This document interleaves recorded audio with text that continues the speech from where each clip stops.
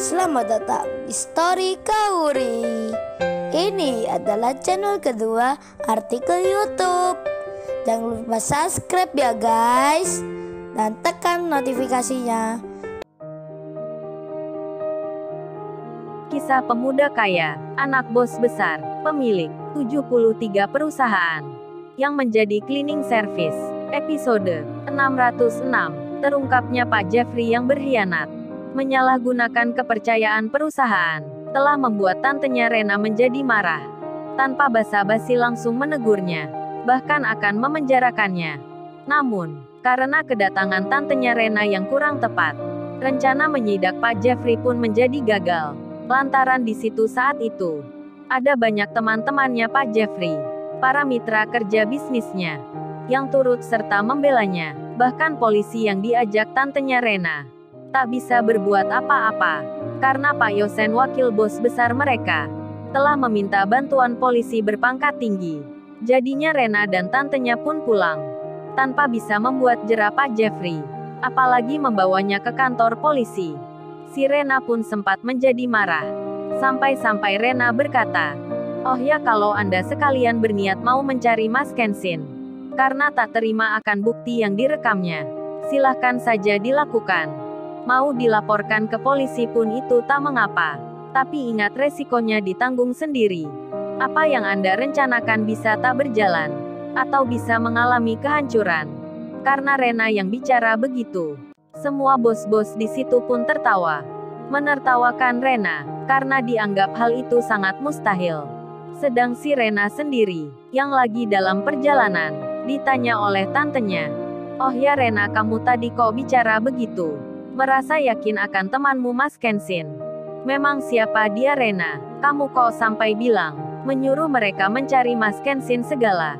Apa itu tidak berbahaya bagi temanmu? Bukankah kamu lihat sendiri tadi Rena? Orang-orang di situ sangat marah, termasuk Pak Jeffrey itu. Mereka geram sekali pada Mas Kenshin. Tante khawatir mereka akan memakai cara kekerasan." Si Rena pun menjawabnya, "Oh Rena kira mereka tak akan berani tante. Kan mereka mencari tahu dulu keberadaan Mas Kenshin itu di mana.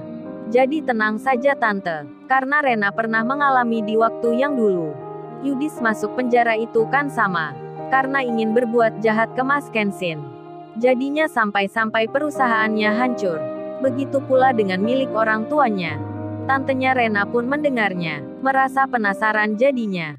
Kemudian tantenya bertanya lagi, "Sedang di lain tempat, Kenshin sekarang bersama Kaori, lagi keluar jalan-jalan."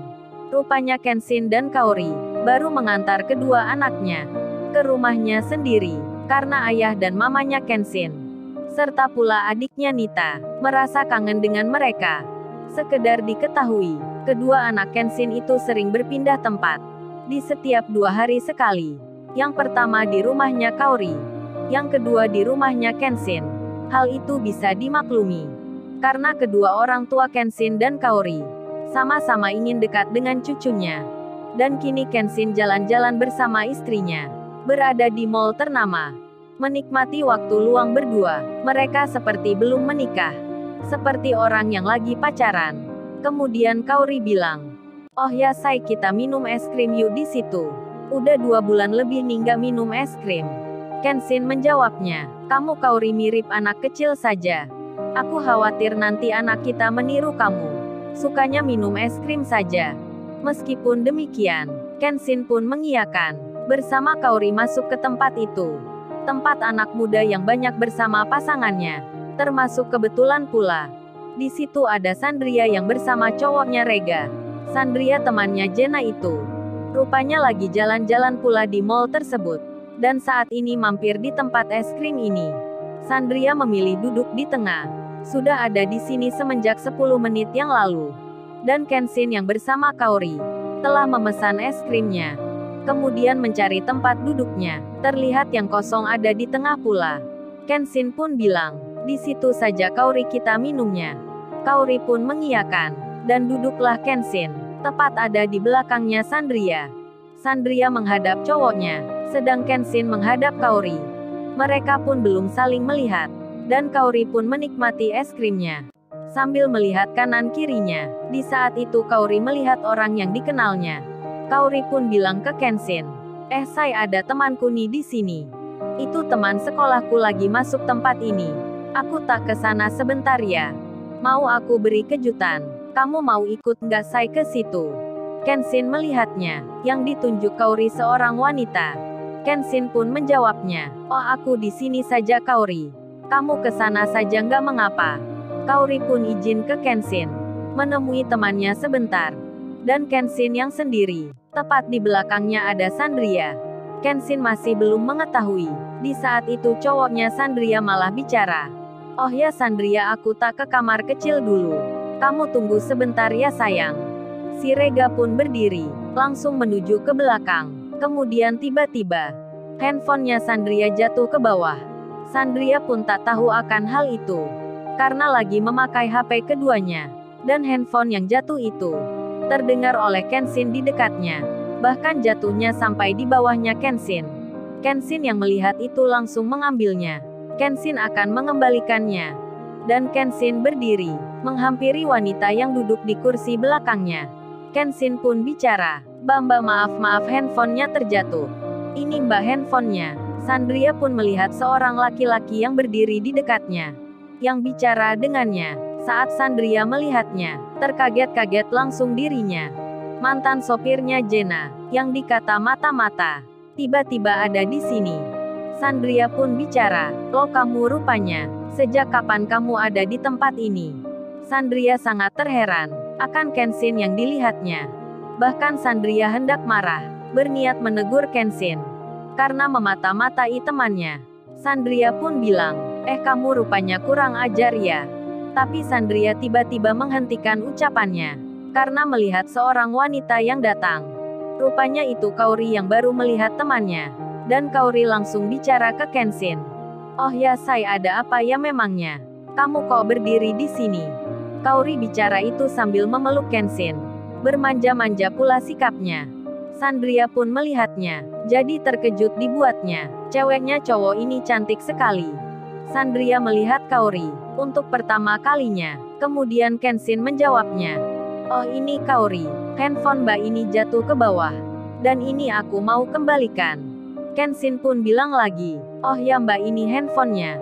Sandria pun menerimanya, tak jadi marah dirinya, entah merasa segan karena baru melihat Kaori. Atau Sandria merasa berterima kasih ke Kenshin, karena handphonenya dikembalikan.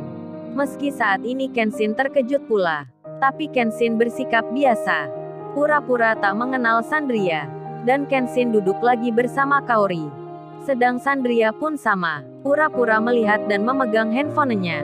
Padahal fokusnya ke pria di belakangnya. Di tengah itu temannya Kaori datang. Kaori langsung bicara, saya ini kenalin temanku namanya Fitri. Ayo Fit duduk saja bersama kita.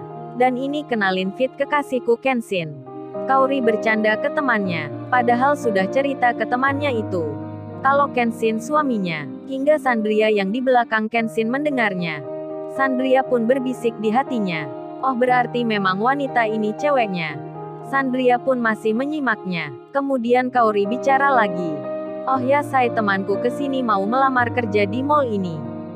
Dan ini aku memintanya, agar kerja di perusahaan saja. Fitri pun menjawabnya. Kamu Kaori usiaku kan gak muda lagi. Lulus sekolah juga sudah lama sekali. Pakai melamar di perusahaan segala. Yang gak bakal diterima Kaori. Jadi aku mending cari kerja di mall ini. Rupanya teman SMA-nya Kaori ini dulu tak begitu akrab dengan Kaori. Hingga tak tahu kalau Kaori anaknya pemimpin perusahaan. Kemudian Kaori pun menjawabnya, ya bisalah Fitri, entar aku yang mengantar kamu. Kaori lalu bicara ke Kenshin. Oh ya Sai gimana menurutmu? Kenshin menjawabnya, ya itu terserah kamu saja Kaori. Pilihkan saja perusahaan yang mbak ini sukai. Kaori langsung berkata, nah kan Fitri, suamiku udah bilang begitu. Jadi besok saja ya kamu bisa masuk kerja. Temannya Fitri jadi bingung dibuatnya. Kaori begitu mudahnya mengajaknya kerja. Dan Fitri itu membalasnya, ah kamu Kaori bisa aja bercandanya. Mana ada Kaori di zaman sekarang. Masuk kerja dengan mudahnya. Kaori pun menyahutnya. Aku serius Fitri. Bahkan kamu bisa memilih nantinya. Ini deh kalau kamu nggak percaya. Aku tunjukin ya nama-nama perusahaan itu. Kaori membuka handphonenya, diperlihatkan pada temannya. Temannya langsung menjawabnya, "Ah yang benar Kaori, ini semua perusahaan yang besar. Masa kamu kenal dengan para pemimpinnya?" Kaori menyahutnya, "Bukan kenal Fitri, tapi semua ini milik suamiku." Temannya Fitri pun langsung terkaget mendengarnya. Demikian pula Sandria yang di belakang Kenshin. Jadi terkejut sekali dibuatnya. Sandria pun langsung menghubungi Jenna dengan mengirim pesan di WhatsApp-nya. Sandria pun menulis, Jenna, gua sekarang ada di Mall Permata Indah bersama Rega cowokku, dan kebetulan di sini ada mantan sopirmu yang katamu tadi menjadi mata-mata. Orangnya minum es krim tepat di belakangku. Katamu tadi kamu mau mencari cowok ini. Ini dia sekarang ada di sini Jenna. Tapi perasaanku bilang, dia bukan cowok biasa, yang sekedar menyamar saja. Jadi harap hati-hati Jenna. Pesan itu dibaca oleh Jenna. Jenna pun membalasnya, "Baik Sandria, terima kasih infonya. Tenang saja Sandria, dia bukan siapa-siapa. Akan ku beritahukan ke papaku. Biar dikasih pelajaran langsung."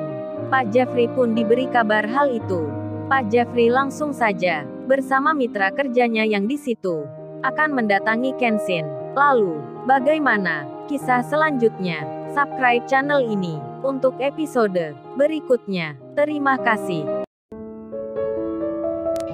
Jangan lupa ya guys, untuk kelanjutan ceritanya ada di channel Story Kaori.